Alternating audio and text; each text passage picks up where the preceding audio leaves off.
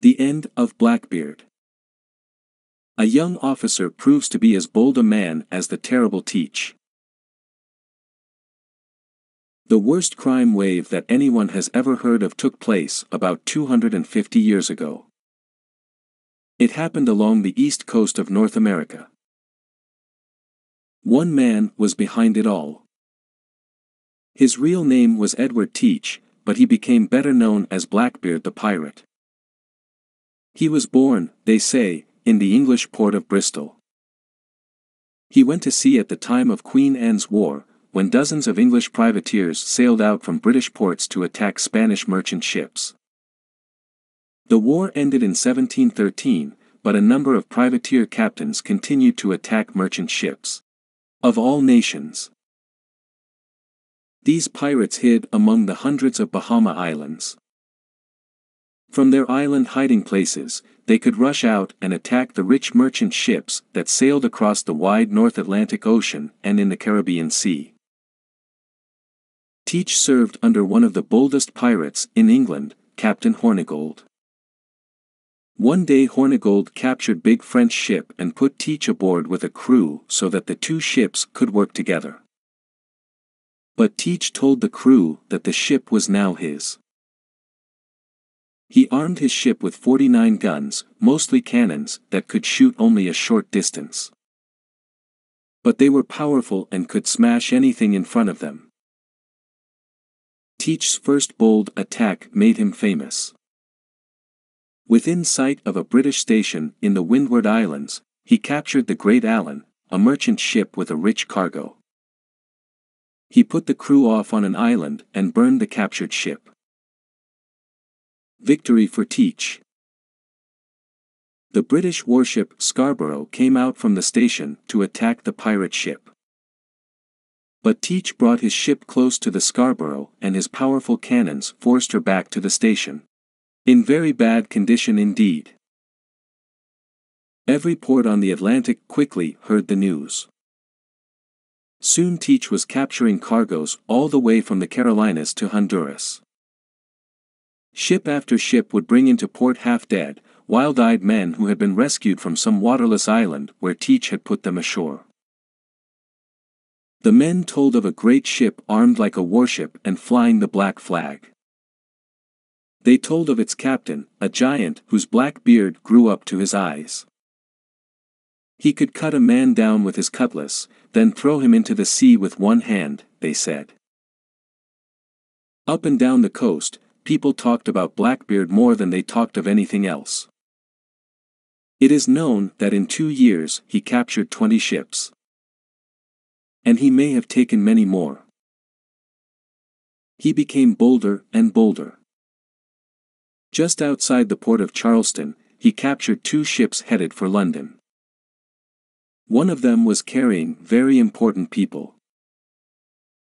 Teach sailed his ship right into the port and sent word that he would hold the people captive until the city gave him the supplies he needed. He sent a boat to shore with a chest. He demanded that the chest be filled with medicines, or terrible things would happen to the captives. The townsmen were furious, but afraid to do anything. The pirates from the boat walked up and down the streets of the city, pushing people out of their way. In the end they were given $2,000 worth of medicines. Then Teach sent his captives ashore. He had taken everything they had, even their clothes. He had his own way of hiding his treasure. He would take a chest ashore in a small boat with one of his crew. Then he would have the man dig a deep hole and put the chest at the bottom. When the hole was half filled, Teach would hit the man on the head, push him in and fill up the hole. "The man who lives the longest will take all the treasure," he often said. Blackbeard moved up the coast to North Carolina. There he pretended that he wanted to put an end to his life of crime and become an honest man. He promised the royal governor, Charles Eden, that he would no longer go to sea as a pirate. In return for this promise, the governor gave Teach a pardon for all his crimes. The governor also made him the legal owner of his pirate ship, let him keep it in Ocracoke Inlet and let him establish a home ashore. At first some of the neighborhood landowners visited Teach. He served them fine dinners and gave them many presents. The planters were soon sorry, however. The pirate went to their houses, frightened their wives with his rough manner and demanded food and other supplies from them. The landowners could do nothing, for Teach had his armed followers, and the governor seemed to be his friend. The landowners then begged Governor Spotswood of Virginia to send an armed force to put an end to Teach. Spotswood didn't really want to. He had no legal right to send an armed force into Carolina. But finally he agreed. He chose young Robert Maynard, commander of a British warship, to lead the attack. Scene of fighting. Ocracoke Inlet is narrow and full of hidden sandbars. Maynard could not risk taking his warship into such dangerous waters. Instead, he put his crew into 2 sloops, each carrying 30 men. Probably more men than Blackbeard had. But the sloops had no heavy guns. Maynard had to depend on an attack that would surprise the pirates and give them no time in which to get their heavy guns ready to fire.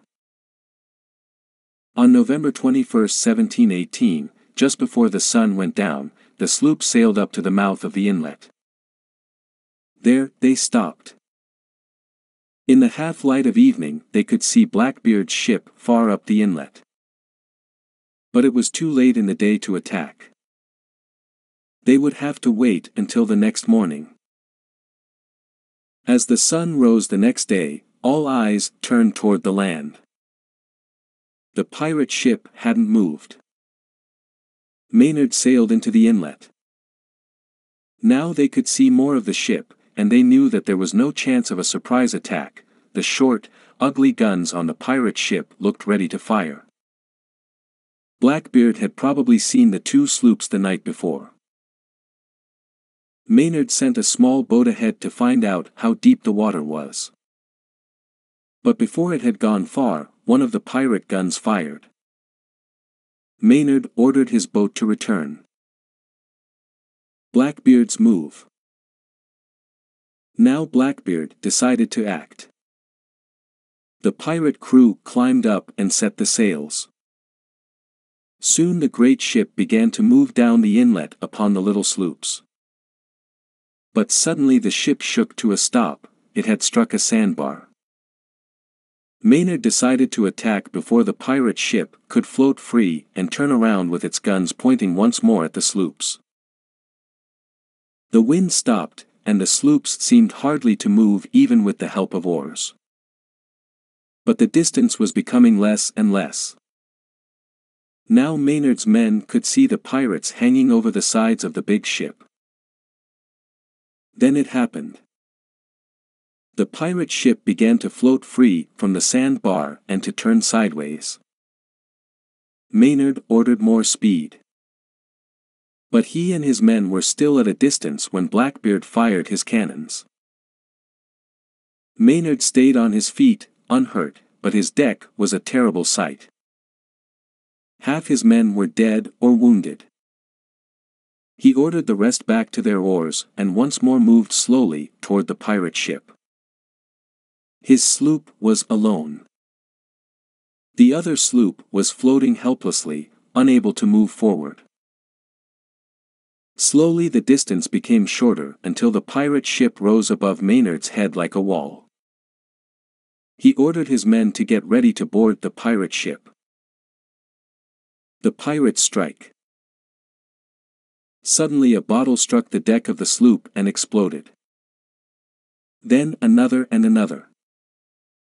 The bottles had been filled with gunpowder and then lighted quickly with a match. The deck of the sloop was soon hidden by smoke. From above, Maynard heard a deep-voiced shout. "They are hard hit. Board them." Maynard heard the sound of man after man jumping down to his deck. He counted 14 but could see nothing through the dark smoke. He started forward, sliding on the blood-covered deck, cutlass in one hand, pistol in the other. 12 of his men were able to follow him. The smoke began to rise, and Maynard saw Blackbeard less than 10 feet away. He seemed larger than a human being. Above his black beard, his eyes were small and red. 6 pistols hung over his shoulder. Another pistol was in his left hand.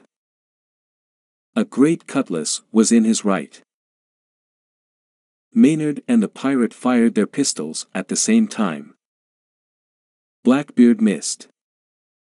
Maynard was sure that his own shot had struck, but the pirate gave no sign of it. Blackbeard rushed forward, raising his cutlass. Maynard fell back when his own cutlass met the heavy blow. He was unhurt, but his cutlass had been cut in two. Maynard jumped to one side. The pirate was after him with cutlass lifted for another blow. As it came down, one of Maynard's men struck a blow at Blackbeard's neck. The blood rushed out. The pirate's cutlass missed Maynard's head, but it nearly cut his hand off. A shot fired from behind Maynard struck Blackbeard in the body. Still he seemed to grow no weaker. Blackbeard's death. Now all were fighting, too close together to shoot. There was only the sound of steel on steel. For some minutes, both sides seemed equally close to victory. Then, like a tall tree falling, Blackbeard crashed to the deck. That ended it. The remaining pirates jumped into the water, begging for life.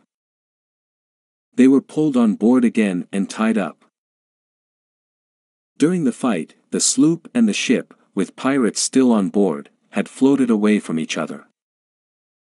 The second sloop, now able to sail once more, moved up and took the pirate ship.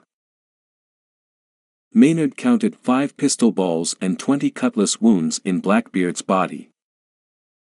Of the 15 pirates left alive, 13 were hanged. 2 were pardoned. The news of Blackbeard's death was celebrated along the coast. It was like a celebration at the end of a war. As the years went by, stories and plays were written about Blackbeard. Hundreds of people searched in lonely places up and down the coast for his treasure chests.